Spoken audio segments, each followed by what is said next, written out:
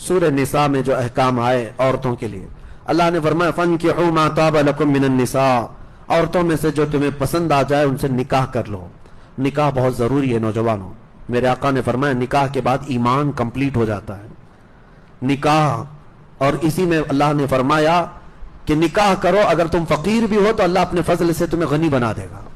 یہاں تو لوگ اسٹینڈ ہونے کے چکر میں پتہ نہیں بڑھاپا نکال لیتے ہیں، ابھی میں سیٹل نہیں ہوا، شادی کب کرنا ہے ابھی سیٹل نہیں ہوا، سیٹل کب ہوگا ابھی اسٹینڈ نہیں ہوا، تو کیا ایک پاؤں پہ کھڑے ہیں؟ ابھی چلتے پھرتے ہیں، سب کچھ ہے، کھاتے پیتے ہیں، لیکن ابھی سیٹل نہیں ہوئے۔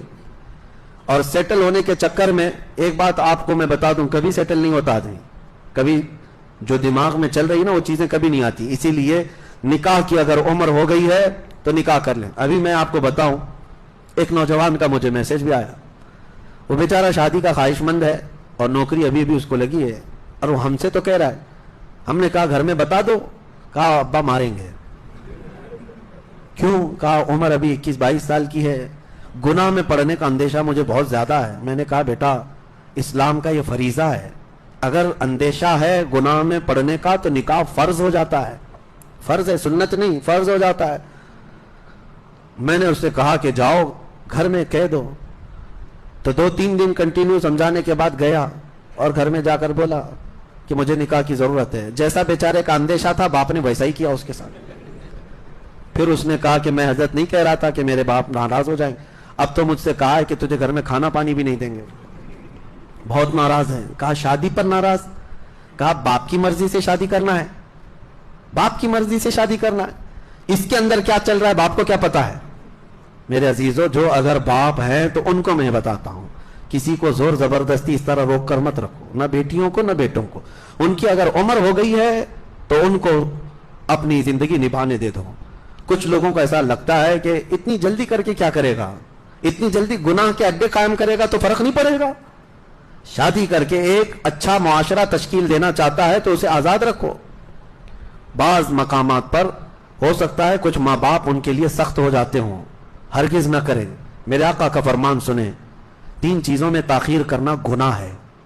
جب کسی کا انتقال ہو جائے تو جنازہ اٹھانے میں تاخیر کرنا گناہ ہے، جب نماز کا وقت ہو جائے تو تاخیر کرنا گناہ ہے، اور پھر فرماتے ہیں جب لڑکی بالغ ہو جائے تو اس کے نکاح میں تاخیر کرنا گناہ ہے۔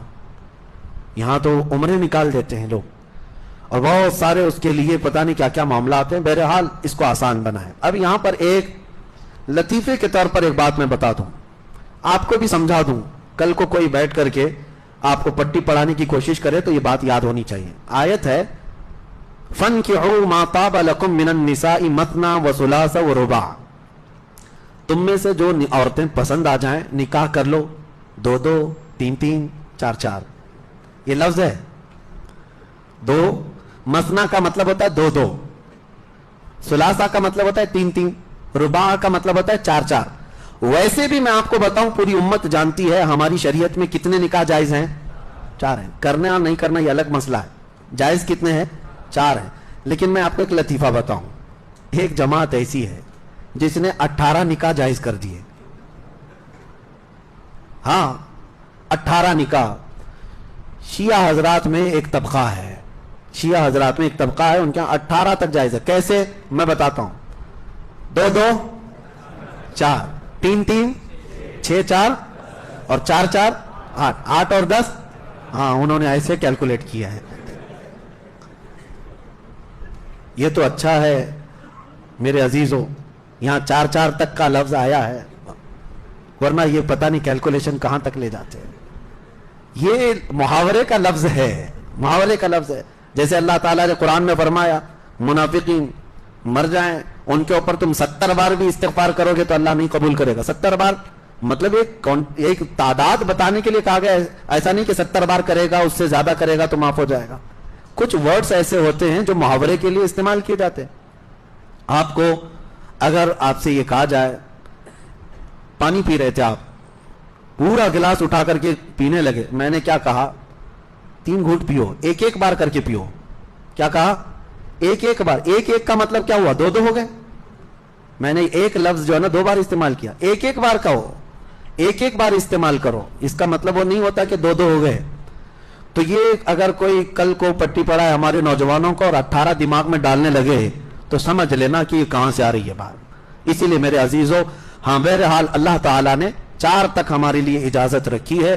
اس پر بھی آج ہمارے ملک میں کئی پاکھنڈیوں کو درد ہے، پھر 18 پر کیا واویلا مچے گا. 4 پر ہی ان کو تکلیف بہت زیادہ ہے. 18 کا اگر شوشہ چھوڑ دیا جائے، پتہ نہیں. آپ کو یہ بات بھی بتا دوں 4 پہ تکلیف کیوں ہے. 4 مسلمان کرتا نہیں، الگ بات ہے، بہت مشکل سے کسی کی 2 ہو نہیں، 2 ہیں، اور 4 تک جانا اب کے زمانے میں بہت مشکل ہے. لیکن اسلام نے ایک دروازہ کشادہ رکھا ہے. آپ کو اس کی حکمتیں بھی معلوم ہونی چاہیے. عورتوں کی تعداد مردوں سے زیادہ ہے. آپ کہیں پر بھی جا کر کے معلومات حاصل کر لیں، مردم شماری میں بھی آپ کو مل جائے گا. کئی علاقے ایسے ہیں جہاں عورتوں کی تعداد مردوں سے زیادہ ہے. اور پہلے کا دور ایسا تھا کہ جنگوں میں سب سے زیادہ کون شریک ہوتے؟ نوجوان لوگ. اور جب وہ شہید ہو جاتے تو ان کی بیوائیں کیا کرتی؟ کیا وہ زندگی بھر ایسی بیٹھی رہتی؟ تو جو باحیات ہیں ان کو حکم ہوا کہ تمہاری ایک بیوی ہے تو کوئی اور ایک بیوہ اور ایک کو رکھ لو، تاکہ وہ فاحشہ ہونے سے، وحشہ ہونے سے تو بہتر ہے کہ کسی کی بیوی بن کر کے زندگی گزارے. یہ اسلامی حکمت ہے. کسی عورت کو اسی طرح آزاد چھوڑ دینا اس سے بہتر ہے کہ کسی کی بیوی بن کر کے وہ گھر سنبھالے. یہ اسلام کی حکمت ہے. لیکن ان کو کیا سمجھ میں آئے جن کی بیویاں ہی نہیں ہیں؟ ان کو کیا سمجھ میں آئے؟ یہاں تو ہمارے ہاں حالات ایسے ہیں، 3 طلاق پر وہ بیچارہ قانون بنا رہا ہے جو کبھی بیوی کو رکھا ہی نہیں. معاملات آپ کو سمجھ میں آ گئے. اور اتر پردیش میں یہ کون سا قانون؟ بچے کنٹرول کرنے کا قانون بنا رہا ہے. اور کون بنا رہا ہے؟